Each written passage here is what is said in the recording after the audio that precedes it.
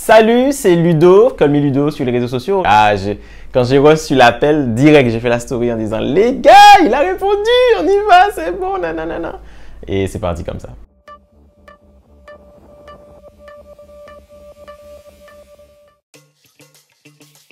Comité de transparence, le préfet s'est rendu compte que personne n'avait confiance en toutes les informations qui émanaient de l'État. Le comité citoyen de transparence, citoyen c'est important, c'est je choisis des citoyens et je leur dis je vous ouvre les portes pour que vous alliez chercher les réponses aux questions que tout le monde se pose. Première nationale, ça n'existe pas ailleurs, cette démarche d'ouverture et de transparence.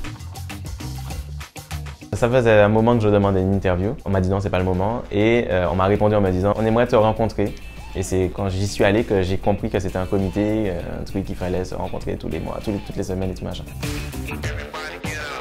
Alors, comment ça se passe?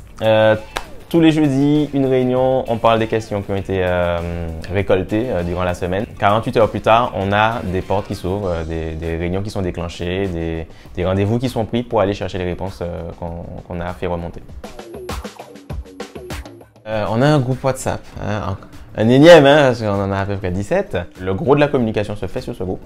Tous les jeudis, soit en visio, soit en présentiel. C'est plutôt en visio pour moi parce que c'est compliqué, des réunions minimum 1 heure. Je dis minimum 1 heure. Ah si, ils sont, oui, ils sont sympas. Après, la difficulté de travailler ensemble, c'est que on n'est pas toujours tous du même avis. Moi, dans ce comité, ma position, c'est qu'on doit rester objectif tout le temps.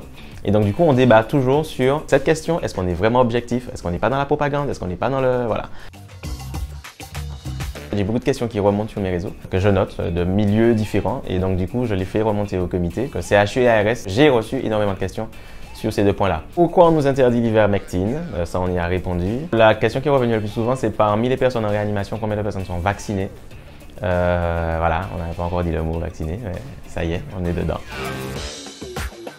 En le rencontrant, je me suis rendu compte que oui, il a cette posture préfet et devant les caméras, il y a quand même la plus haute figure de l'État. Il remplit son rôle, mais une fois que les caméras sont tournées et éteintes, c'est quelqu'un de très abordable en fait. Hein. Et non, il y a beaucoup de personnes qui me disaient non, t'inquiète, je pense que c'est quelqu'un qui a beaucoup d'humour et que sinon tu serais déjà en prison en fait.